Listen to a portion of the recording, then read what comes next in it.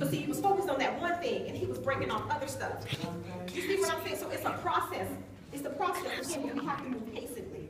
This is my close.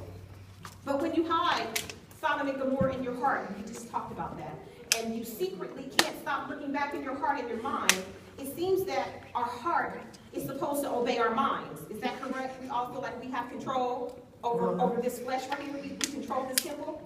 Yeah, I don't think so. But we all know that you cannot tell your heart who or what to love. That's why so many perverse things happening. Because we cannot control who and what we love. The who is the person. What is that sinful nature of being with another man, or being with another woman, or looking at the cat in a certain kind of way, or you got to have 3 women with you today. So it becomes a who. So it leaves the what and becomes a who. So that who opens up that possibility, and that's what they were doing in Sodom and Gomorrah. It was who, what, when, and where. How you want it, how you like it. And it's the same way right now today. That's right. It's the same way it is today. It's the same, but God is looking for his believers. Remember, Abraham saved Lot and his family. Amen. He asked the angel, if you find 10, what if you just find 3? Would you just do it for me if you find 3 with a righteous heart? And that's how it is today. God is going to start separating his people. And you're going to see disparity is going to start coming over here. And we're going to start moving over here. Those that believe, those that seek him, is going to start moving over here. It's going to be a divided separation.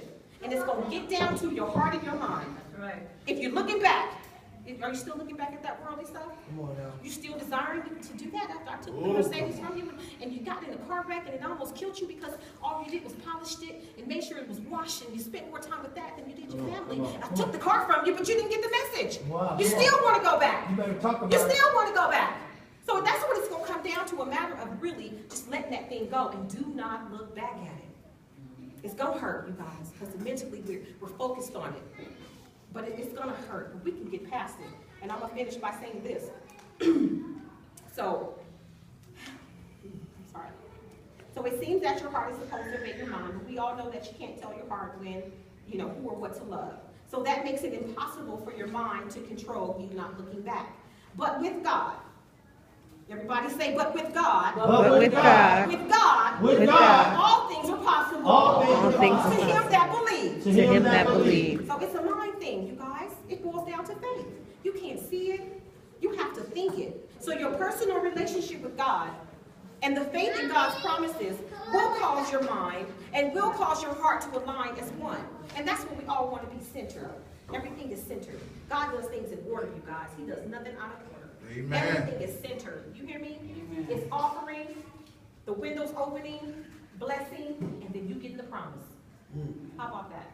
Is that order? Is that the divine order right there? Divine order. It's always order with God. If anything is chaotic and out of order, you know God ain't nowhere in that. So you can go back to the drawing board, get back to your pen and paper, get back to your daily affirmations. I don't care if you have to do it 3 times a day. If you ain't at home and you ain't got nothing to do, every hour go back to that paper and read it, write it down. Say it to yourself over and over again, because it's a transformation that's going to take place. It's a renewing of your mind, renewing of your heart.